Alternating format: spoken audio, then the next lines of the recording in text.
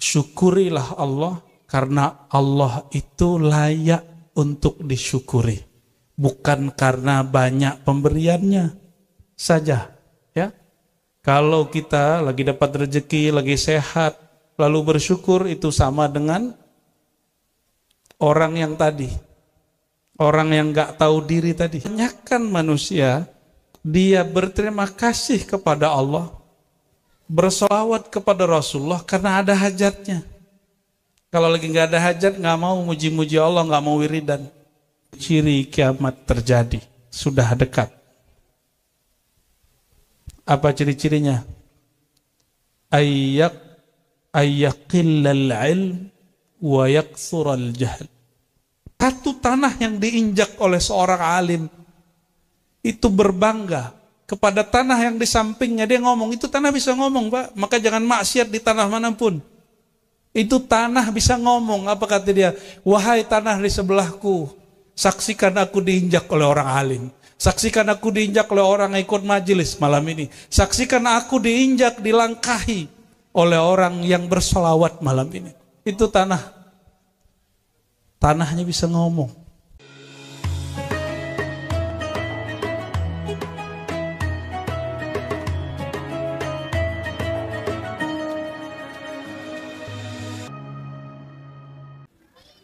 Assalamualaikum warahmatullahi wabarakatuh.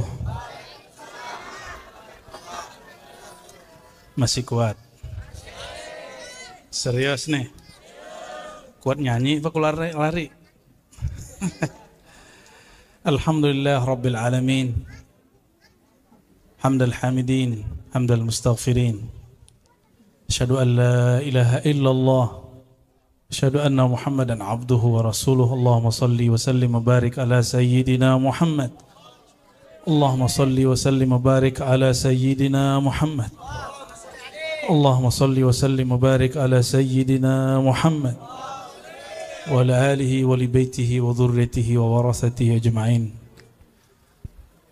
Amma ba'du, Allahumma faqihna fid din wa 'allimna fit ta'lil waftah lana ya fattah futuhal 'arifin, amin ya rabbal alamin. Tadi ngerti bahasa Arab nggak sih? Ya, ada yang ngerti dah ya, alhamdulillah ya. Mau ngaji serius apa ngaji santai? Serius nih. Gimana, bocil?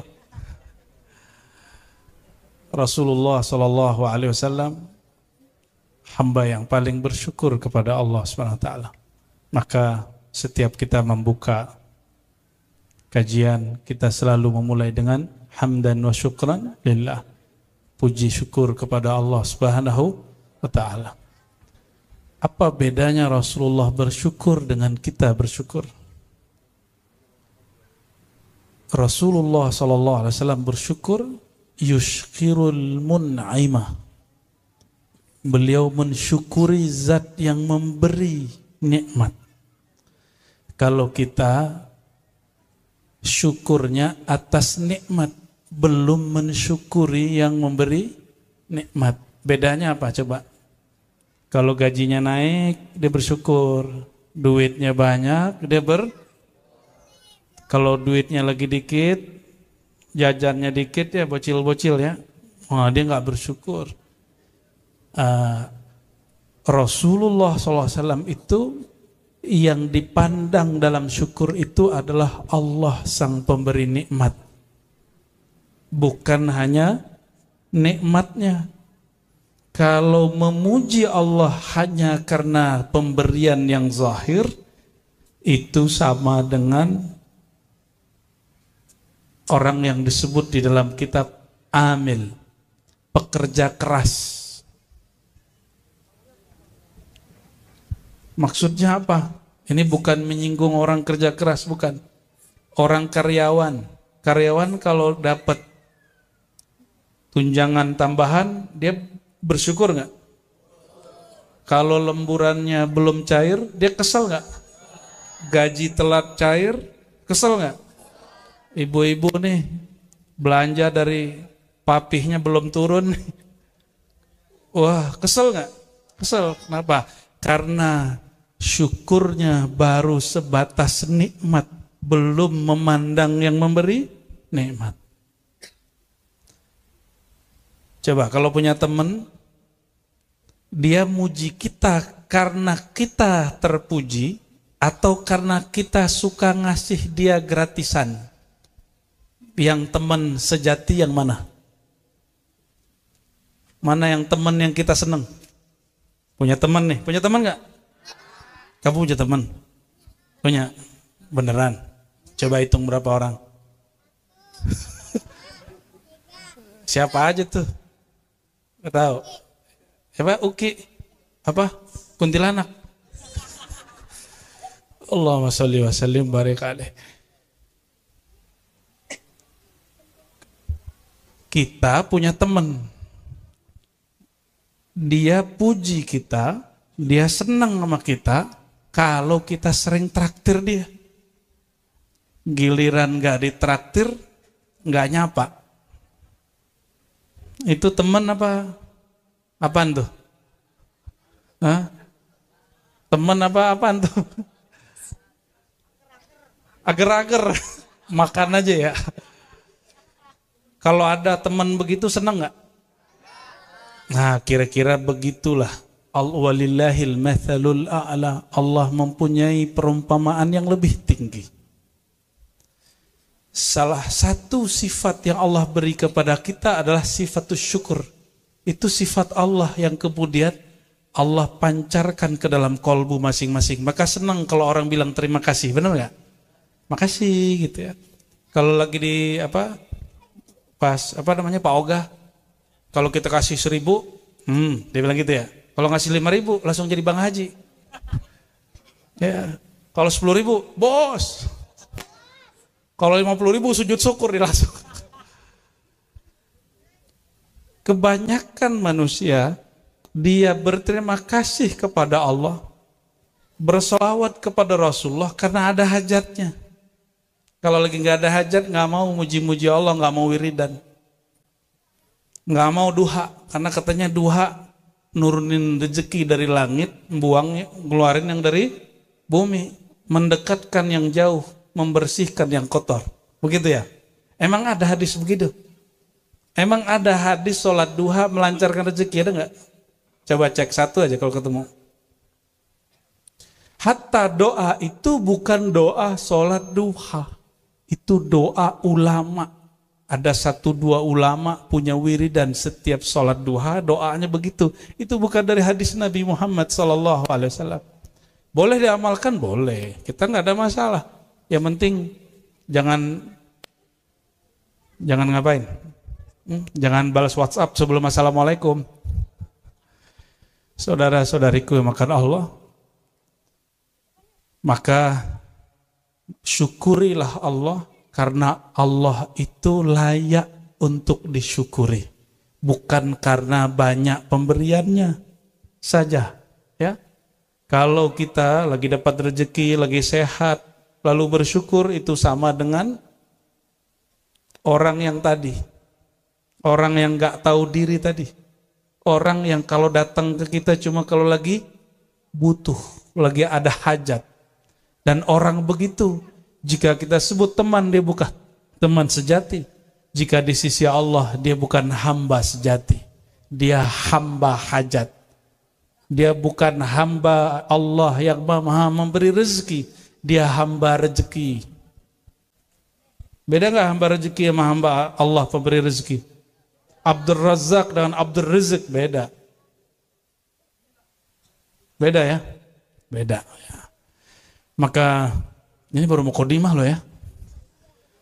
Bersyukur kepada Allah sebagaimana Allah layak disyukuri.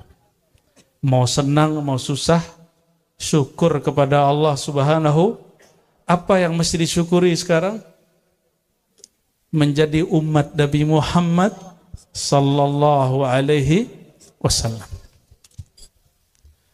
Nah, dalam hal ini yang sama-sama kita hormati sahibul majlis ya. Beliau ternyata masih sangat muda sekali ya, Habib Fikri dan semua para habaib, para orang tua, para kiai ya, para ulama. para bocil-bocil. Ya. Kalian besok nggak sekolah ya? Oh, begadangnya ngaji, top bener itu. Malam minggu ngapain? Ngaji apa pacaran? Waduh, bener-bener. Alhamdulillah, saya seumuran kalian nih, emang sibuknya ngaji. Malam ini majelis A, besok majelis B, begitu muter setiap bulan. Akhirnya sekarang jadi seneng, ke majelis tuh nggak ada beban. Dan salah satu nikmat yang kami syukuri, masih muda, sudah ya kayak kalian inilah, sudah Allah pertemukan dengan orang-orang soleh. Alhamdulillah. Ya. Itu baru mukadimah. Isinya apa dong? Isinya gampang. Tadi Sayyid Ibrahim, namanya siapa tadi? Sayyid, bukan Baim orang Betawi. Inilah uniknya Indonesia, walaupun sekarang lagi rame bab nasab-nasab, tapi guru saya berpesan jangan ikut-ikutan. Mau zuriat Nabi SAW, jalur Sayyidina Hasan ataupun Sayyidina Husain, mau Jailani, mau Ba'alawi, kita cinta kepada semua mereka. Pegang itu ya. Oh gimana kalau itu nggak benar? Wah itu penelitian si Fulan, Kiai Fulan. Dia bertanggung jawab dengan penelitiannya. Dan perlu diingat, di dunia kampus, saya masih ngajar di kampus. Hasil penelitian kita nggak boleh paksa ke orang. Kita punya penelitian, hasilnya nggak boleh dipaksain. Misalnya nih, saya meneliti. Ternyata njit saya zuriat Nabi Adam. Kamu zuriat Nabi nggak? Nabi Adam, bukan zuriat iblis kan? Ya, Nabi A. Tapi kalau itu semua masuk, Nabi Nuh juga masuk. Tapi zuriat Nabi Muhammad SAW, apa kata beliau? Kullu nasabin in qata'a illa nasabi. Hadis Abu Nuaim, hadisnya Hasan. Semua nasab akan rungkat, akan punah kecuali nasab aku. Alawi itu ulama-ulama besar, mereka paling jauh dari apa? Dosa besar ini. Oleh karena itu kita husnuzon dengan mereka. Kita nggak mau tengkar ya, mau kiai siapa yang meneliti nasab nggak benar siapa? Kiai Imad, mau Gus Rumel, kita hormati mereka sebagai peneliti. Kalau mereka maksa, itu nggak belok ya. Baik, kita doakan negeri ini tambah diridhoi oleh Allah Subhanahu wa Ta'ala.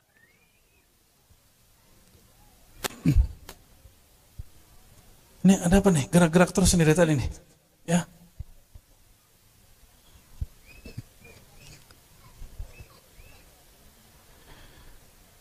Ada satu hadis yang mau saya bacakan malam ini ya. Ini untuk sebagai tanda syukur ada majelis ilmu.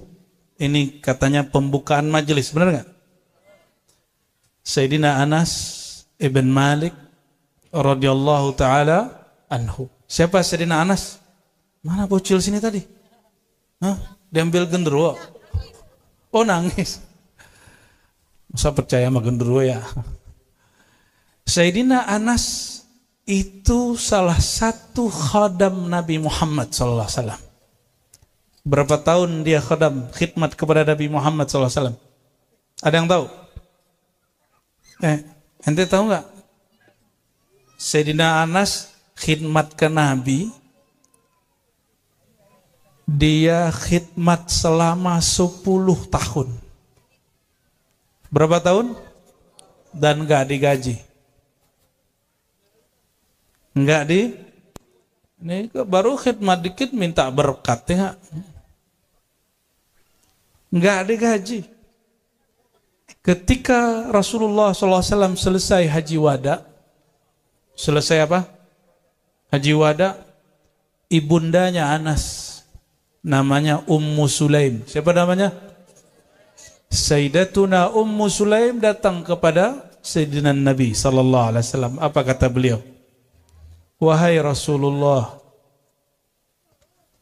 Nggak minta gaji. Apa yang diminta? Udu'ullaha lahu. Tolong doakan anakku Anas. Cuma minta doa.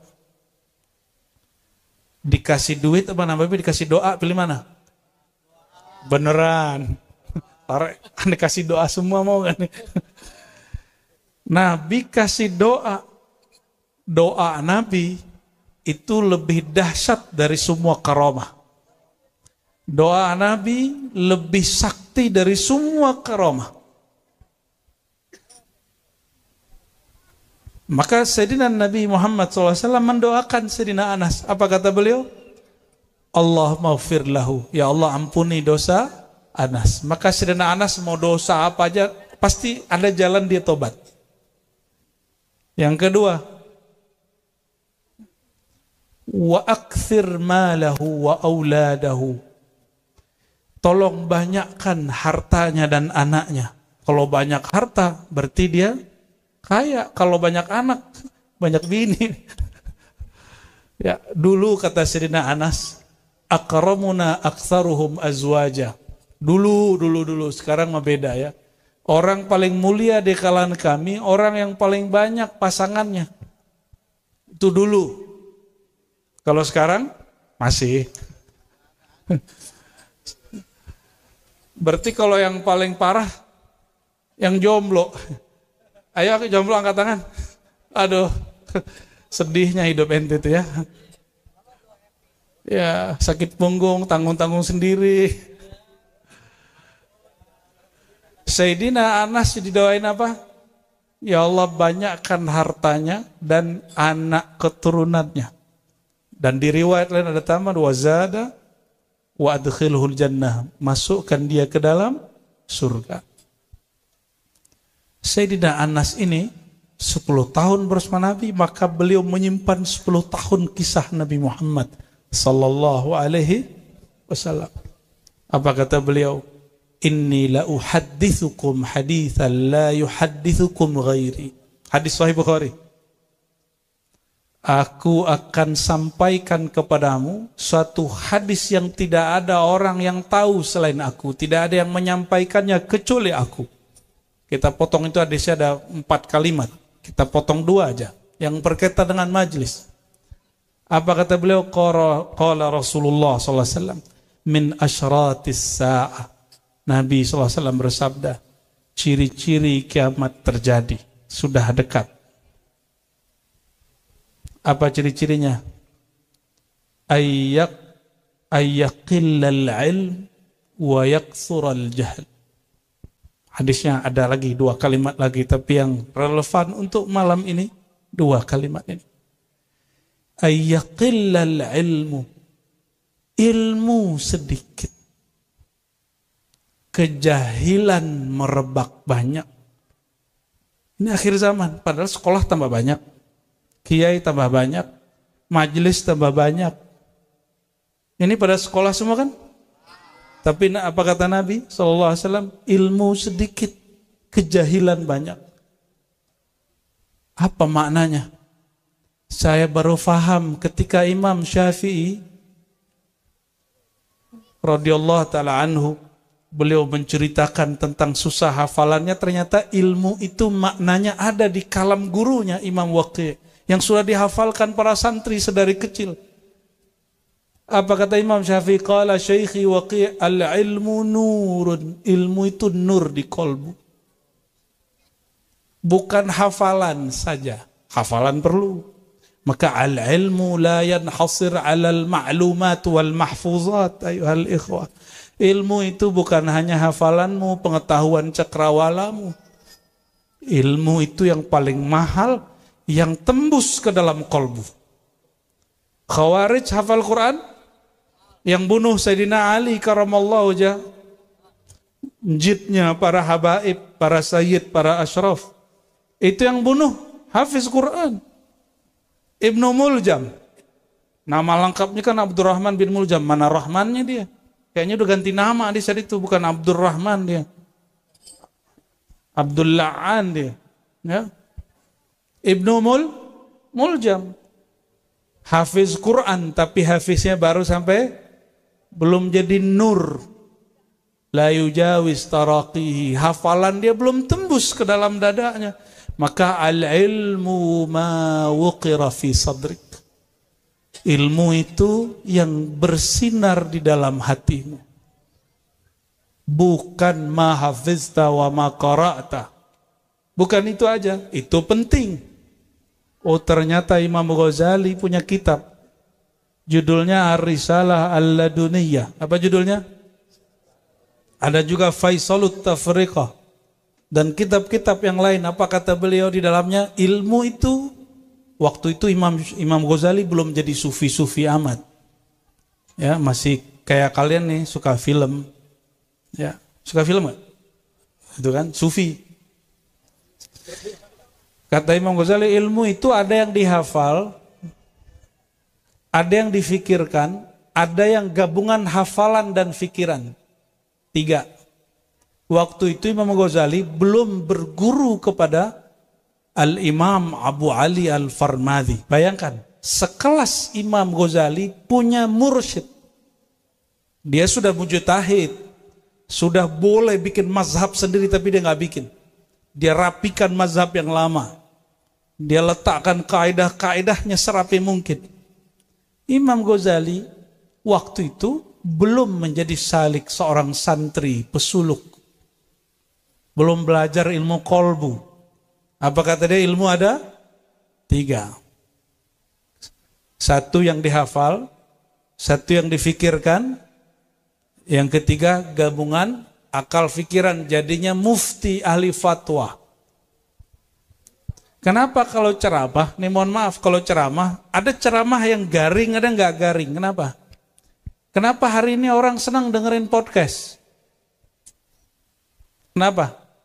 Karena ada yang isinya daging, ada isinya tulang. Maksudnya apa kalau daging? Itu orang yang ngomong di podcast, dia tidak hanya bicara data, dia juga bicara analisa. Dia bisa berpikir terhadap data, maka orang itu menarik. Ini selera orang Indonesia sudah mulai naik, alhamdulillah. Maka podcast-podcast sudah naik. Ustadz-ustadz, kiai-kiai, habaib gak boleh ketinggalan. Ceramahnya gak boleh hanya ngecepret doang. Mesti bermakna. Mesti gabungan baik antara hafalan dan fikiran. Syukur-syukur tambah yang keempat. Ma ustubriza minal qulub wal ruh. Yang digali, dikeluarkan dari kolbu dan ruh. Disebut ilmu azwaq, ilmu rasa. Ini yang disebut ilmu kemakrifatan. Ilmu mengenal Allah Subhanahu wa ta'ala. Kita ketinggalan, ini nasihat untuk saya sendiri. Ya, karena saya juga berceramah. Kita penceramah akan ditinggal umat kalau kita cuma asal ngomong. Dan sungguh aneh hari ini, para ustadz paling tahu dalil ikra, baca, tapi dia bacanya nggak sampai 1 jam sehari. Baca WhatsApp sih lama, baca YouTube sih banyak. Hari ini Masya Allah, kenapa orang hari ini membaca yang Allah perintahkan itu jarang? Ada 1 ayat, ikra kitabak, bacalah kitabmu. Bagi ulama, orang yang suka ngafal, maksudnya Al-Quran yang dihafal. Bagi ahli fikiran, pemahaman yang didapat dari hafalan. Bagi ahli kolbu, bacalah kitab yang Allah turunkan nurnya kepada kolbumu. Itu sebabnya, dulu kita ada guru, udah wafat, baru wafat di Kalimalang, Abuya Saifuddin Amsir. Ada yang tahu? Ya, Kiai Saifuddin Amsir. Beliau itu cuma dokterandes S1. Diundang ngisi seminar seorang imam yang luar biasa namanya Ibnu Arabi, yang diperdebatkan dia ini lurus apa sesat. Satu lagi yang diundang profesor. Nulis buku banyak, bisa banyak bahasa. Tapi waktu seminar si profesor kebingungan baca teks Ibnu Arabi. Karena mikirnya kebanyakan, padahal karya Ibnu Arabi bukan karya fikiran saja, dia karya kolbu. Sedangkan Abuya Saifuddin Amsir baca aja pakai kolbu. Mudah sekali, nggak ada yang rumit. Kenapa bisa begitu?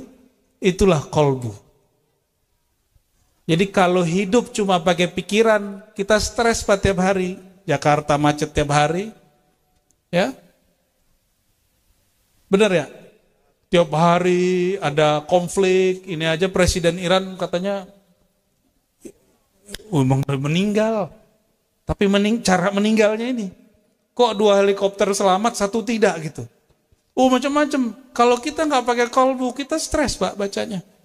Ya, di Palestina kita semua wajib mendukung Palestina. Cuma orang sekarang sibuk dengan ideologi. Kita bilang kita nggak mau terjebak dengan perdebatan Hamas Fatah, dikira kita anti Palestina. Kalau antum nggak pakai kolbu, begini sudah. Tiap kali ngaji tambah pusing. Kenapa? Karena ngajinya cuma pakai pikiran, maka ngaji mesti pakai kolbu. Inna fi dzalika la dzikra liman kana lahu qalbun aw alqasam wa huwa syahid. Jadi rasa itu hanya dapat disentuh oleh kolbu. Makna itu hanya dapat ditangkap oleh kolbu. Itu sebabnya banyak-banyak sholawat. Karena sholawat itu akan menyinari kolbu. Syukur-syukur sholawat mengerti isi sholawatnya. Ya, kalau bacaan-bacaan tadi itu antum ngerti, bisa nangis-nangis sendiri. Kalau ketawa sendiri jangan. Nanti saya bawa ke klinik nanti. Saudara-saudariku yang bukan Allah. Jadi hari ini banyak sekolah. Kalau ngikutin hadis itu, kalau versi orientalis nih, kata orientalis apa? Nabi nggak ngerti akhir zaman. Hadis ini bermasalah nih, Sahih Bukhari nggak sahih nih. Kenapa? Sekolah banyak, pesantren banyak. Kok disebutkan tanda akhir zaman?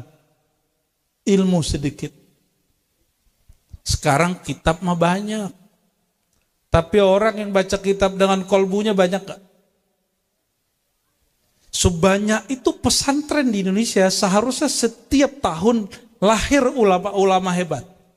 Tapi yang melahir anak-anak tamatan pesantren ngomong apa? Alhamdulillah aku bebas dari semua beban. Itu cara anak pesantren hari ini kalau keluar pesantren.